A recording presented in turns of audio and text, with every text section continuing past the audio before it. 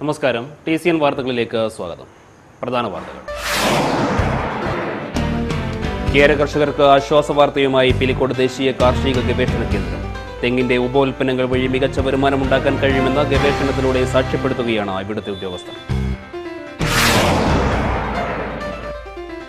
ദേശീയപാതയിലെ കൂറ്റൻ മരം അപകട ഭീഷണി ഉയർത്തുന്നു. കാലിക്കടവ് PWD റെസ്റ്റ് ഹൌസിന് സമീപത്താണ് ഭീഷണിയുമായി കൂറ്റൻ മരം നിലകൊള്ളുന്നത്. സാന്ത്വനത്തിന്റെ നേർക്കാഴ്ചയായി ഒരുപറ്റം വിദ്യാർത്ഥികൾ. കൈക്കോട്ടുകടവ് വൊക്കേഷണൽ ഹയർ സെക്കൻഡറി സ്കൂളിലാണ് വിദ്യാർത്ഥികളുടെ കാരുണ്യ കൂട്ടായ്മ ഒരുങ്ങുന്നത്. വാർത്തകളിലേക്ക് വിശദമായി.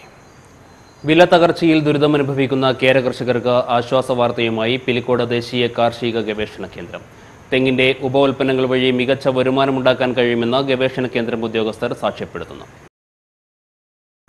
വില തകർച്ച കാരണം കേര കർഷകർ കടുത്ത ദുരിതമനുഭവിക്കുന്ന ഘട്ടത്തിലാണ് പിലിക്കോട് പ്രാദേശിക കാർഷിക ഗവേഷണ കേന്ദ്രം പുതിയ പരിഹാരമാർഗം കണ്ടെത്തിയിരിക്കുന്നത്. തെങ്ങിന്റെ ഉപ ഉൽപ്പന്നങ്ങൾ പ്രോത്സാഹിപ്പിക്കുകയും അതുവഴി കേര കർഷകർക്ക് വലിയൊരളവോളം ആശ്വാസം കണ്ടെത്താൻ കഴിയുമെന്നും ഗവേഷണ കേന്ദ്രം ഉദ്യോഗസ്ഥർ പറയുന്നു. തെങ്ങിന്റെ പൂക്കുലയിൽ നിന്നെടുക്കുന്ന നീര, കരിക്ക്, ശർക്കര തുടങ്ങിയവയാണ് പ്രോത്സാഹിപ്പിക്കപ്പെടേണ്ട ഉപ ഉൽപ്പന്നങ്ങൾ. തെങ്ങിൻ പൂക്കുലയിൽ നിന്നെടുക്കുന്ന നീര കള്ളാക്കുന്നതിന് മുമ്പ് എടുത്ത് പുളിക്കാതെ വയ്ക്കണം. ഇത് റെഫ്രിജറേറ്റർ കണ്ടീഷനിൽ 3 മാസം വരെ ഉപയോഗിക്കാൻ കഴിയും. ആൽക്കഹോളിൻ്റെ അംശം തീരെയില്ലാത്ത നീര ഏതു വിഭാഗക്കാർക്കും ഉപയോഗിക്കുന്നതിൽ ബുദ്ധിമുട്ടില്ല. തെങ്ങിൽ നിന്ന് തേങ്ങ മാത്രമാണ് വരുമാനമായി കണക്കാക്കുന്നതെങ്കിൽ വർഷം 1500 രൂപ മാത്രമാണ് കർഷകന് ലഭിക്കുക. നീര ഉൽപ്പാദിപ്പിച്ചാൽ ഒരു മാസം 1000 രൂപ ലഭിക്കും. 6 മാസം വരെ തെങ്ങിൽ നിന്ന് നീര എടുക്കാൻ കഴിയും. ബാക്കി 6 മാസം തേങ്ങയും ലഭിക്കും. അങ്ങനെ വന്നാൽ വർഷം 6500 രൂപയോളം പ്രതിവർഷം കർഷകന് ലഭിക്കും. കരിക്ക്, ശർക്കര തുടങ്ങിയവയും കേര കർഷകന് തെങ്ങിൽ നിന്ന് ഉണ്ടാക്കാൻ കഴിയും. എക്സൈസ് വകുപ്പിന്റെ അനുമതി ലഭിക്കുക എന്നത് മാത്രമാണ് നീര വിപണിയിലിറക്കാൻ ഇപ്പോൾ നേരിടുന്ന പ്രതിസന്ധി. ഇത് പരിഹരിക്കപ്പെട്ടാൽ കാർഷിക ഗവേഷണ കേന്ദ്രം നീര വിപണിയിലിറക്കും. കൂടുതൽ കേര കർഷകരെ ഉൾപ്പെടുത്തി നീര നിർമ്മാണം സജീവമാക്കാനും പദ്ധതിയുണ്ടെന്ന് കാർഷിക ഗവേഷണ കേന്ദ്രം associate director B. Jayaprakash Naik പറഞ്ഞു. അപ്പോൾ ഇതിനിപ്പോൾ നമുക്ക് പ്രധാനമായിട്ടിപ്പോൾ പ്രശ്നമുള്ളതെന്ന് പറഞ്ഞാൽ എക്സൈസ് ഡിപ്പാർട്ട്മെൻറ്റുകാർ ഇതൊരു പറഞ്ഞ അവർ കള്ള് പ്രധാനമായിട്ട് നീര എടുത്തിട്ട് ആദ്യം ഈ നീരെന്ന് പറയുമ്പോൾ ഫ്രഷായിട്ടുള്ള ഇതാണ്, കള്ളാണ്. നമ്മൾ പൂങ്കലയിൽ നിന്ന് ഫ്രഷായിട്ട് എടുത്തിട്ടുള്ള നീരാണ്. അപ്പോൾ അത് പിന്നെ കുറച്ച് കഴിയുമ്പോൾ 4 മണിക്കൂർ കഴിയുമ്പോൾ അത് പൊളിച്ചിട്ട് ലഹരി ഉള്ളൊരു പാനീയമായിട്ട് വികസിപ്പിച്ചെടുത്തു. അപ്പോൾ അത് ലഹരി ഉള്ളതുകൊണ്ട് എക്സൈസ് ഡിപ്പാർട്ട്മെൻറ്റ് എക്സൈസ് വകുപ്പ് ഇതിന് ലൈസൻസ് നൽകുന്നില്ല. അപ്പോൾ അതുകൊണ്ട് നമുക്കിത് ഇതില്ലാത്തതുകൊണ്ട് ലഹരി ഇല്ലാത്ത ഒരു പാനീയമായിട്ട് മാത്രമേ ഇതിന് നമ്മൾ പാനീയമായിട്ട് നമുക്ക് വിതരണം ചെയ്യാനുള്ള ഒരു സാങ്കേതിക വിദ്യയാണ് ഡെവലപ്പ് ചെയ്തത്. അപ്പോൾ ഇത് ഗവൺമെൻറ്റും അതേപോലെ എക്സൈസ് വകുപ്പ് ആലോചിച്ചിട്ട് ഇത് ലഹരി ഇല്ലാത്ത ഒരു പാനീയമായിട്ട് അതിനെ കൺസിഡർ ചെയ്തിട്ട് ചെത്താനുള്ള ലൈസൻസ് ഒക്കെ കൊടുത്തു കഴിഞ്ഞാൽ ഇത് സർക്കാർ തലത്തിൽ അനുകൂല നടപടി കൂടി ഉണ്ടായാൽ കേര കർഷകർ ഇന്നനുഭവിക്കുന്ന പ്രശ്നങ്ങൾക്ക് ചെറിയ തോതിലെങ്കിലും പരിഹാരം കാണാൻ കഴിയും. കാലിക്കടവ് ദേശീയപാതയിൽ അപകട ഭീഷണി ഉയർത്തി കൂറ്റൻ മരം. ദേശീയപാതയിൽ PWD റെസ്റ്റ് ഹൌസിന് സമീപത്താണ് കൂറ്റൻ മരം ഉണങ്ങി നിൽക്കുന്നത്. കാലിക്കടവ് ടൗണിന് സമീപം ദേശീയപാതയിൽ PWD റെസ്റ്റ് ഹൌസിന് സമീപത്തായാണ് കൂറ്റൻ തണൽ മരം ഉണങ്ങി നിൽക്കുന്നത്. ഏതു നിമിഷവും നിലംപതിക്കാവുന്ന അവസ്ഥയിലാണ് മരമുള്ളത്. Pilicode government higher secondary school ഇതിന് സമീപത്ത് തന്നെയാണ്. അതുകൊണ്ട് തന്നെ നിരവധി വിദ്യാർത്ഥികളാണ് ഇതിലൂടെ കടന്നു പോകുന്നത്. ദേശീയപാതയിലൂടെ കടന്നുപോകുന്ന വാഹനങ്ങളും യാത്രക്കാരും നിരവധിയാണ്. മുഴുവനായും ഉണങ്ങി നിൽക്കുന്ന മരം ഏതു നിമിഷവും നിലംപതിക്കും. അതുകൊണ്ട് തന്നെ മരം വേഗത്തിൽ മുറിച്ചു മാറ്റണമെന്നാണ് ആവശ്യം. ദേശീയപാത വിഭാഗത്തിൻ്റെ പരിധിയിൽ വരുന്നതിനാൽ ബന്ധപ്പെട്ടവർ ഇക്കാര്യത്തിൽ അടിയന്തര നടപടി സ്വീകരിക്കണമെന്നും ജനങ്ങൾ ആവശ്യപ്പെടുന്നു. ഇടയിലക്കാട് ബണ്ടിന് മുകളിൽ പോലീസ് സ്ഥാപിച്ച മുന്നറിയിപ്പ് ബോർഡുകൾ സാമൂഹ്യ വിരുദ്ധർ നശിപ്പിച്ചു.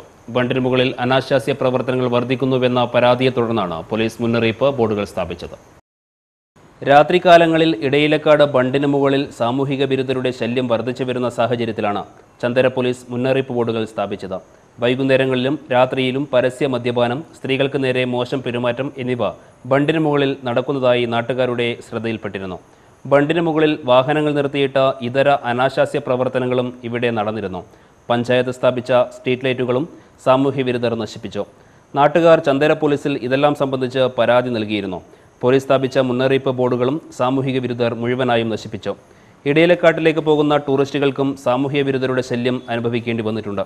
വൈകുന്നേരങ്ങളിലും രാത്രികാലങ്ങളിലും നടക്കുന്ന ഇത്തരം അനാശാസ്യ പ്രവർത്തനങ്ങൾ അവസാനിപ്പിക്കാൻ പോലീസ് കർശന നടപടി സ്വീകരിക്കണമെന്നാണ് നാട്ടുകാരുടെ ആവശ്യം.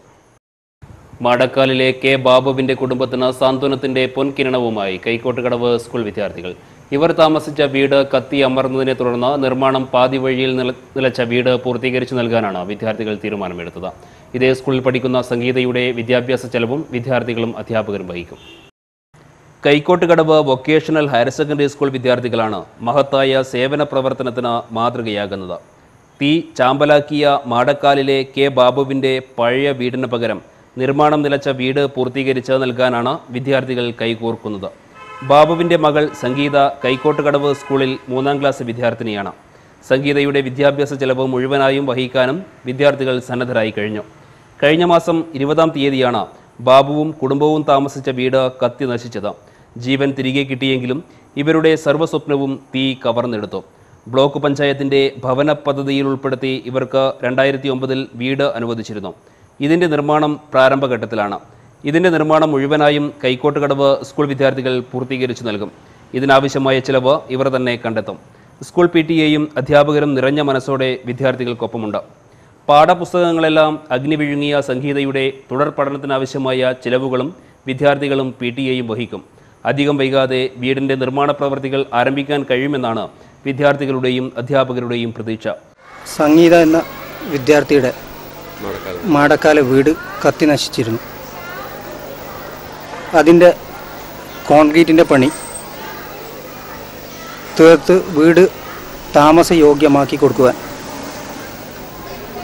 ഈ സ്കൂളിലെ വിദ്യാർത്ഥികളും PTA-യും കൂടി തീരുമാനിച്ചിരിക്കുകയാണ്. അതോടൊപ്പം ആ വിദ്യാർത്ഥിയുടെ പഠനത്തിനാവശ്യമായ എല്ലാ സഹായങ്ങളും ചെയ്യാനും PTA തീരുമാനിച്ചിട്ടുണ്ട്. ജീവിത സ്വപ്നങ്ങളെല്ലാം അഗ്നി ചാമ്പലാക്കിയെന്ന് വിചാരിച്ച ഘട്ടത്തിലാണ് ഈ നിർധന കുടുംബത്തിന് വിദ്യാർത്ഥികളുടെ കൈത്താങ്ങ് ഉണ്ടായിരിക്കുന്നത്. മഹത്തായ ഈ പ്രവർത്തനത്തിന് നാട്ടുകാരുടെ സഹായം കൂടി ഉണ്ടാകുമെന്ന് ഇവർ പ്രതീക്ഷിക്കുന്നു.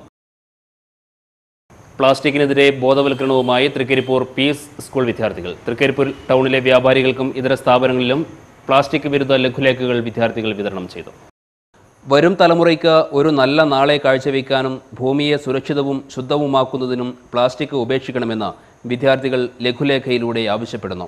പ്ലാസ്റ്റിക് ഉയർത്തുന്ന ദോഷഫലങ്ങളും വിദ്യാർത്ഥികൾ ബോധവൽക്കരണത്തിൽ സൂചിപ്പിക്കുന്നുണ്ട്.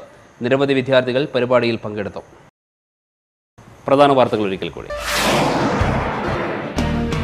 കേര കർഷകർക്ക് ആശ്വാസ വാർത്തയുമായി പിലിക്കോട് ദേശീയ കാർഷിക ഗവേഷണ കേന്ദ്രം. തെങ്ങിന്റെ ഉപോൽപ്പന്നങ്ങൾ വഴി മികച്ച വരുമാനമുണ്ടാക്കാൻ കഴിയുമെന്ന് ഗവേഷണത്തിലൂടെ സാക്ഷ്യപ്പെടുത്തുകയാണ് ഇവിടുത്തെ ഉദ്യോഗസ്ഥർ. ദേശീയപാതയിലെ കൂറ്റൻ മരം അപകട ഭീഷണി ഉയർത്തുന്നു. കാലിക്കടവ് PWD റെസ്റ്റ് ഹൌസിന് സമീപത്താണ് ഭീഷണിയുമായി കൂറ്റൻ മരം നിലകൊള്ളുന്നത്.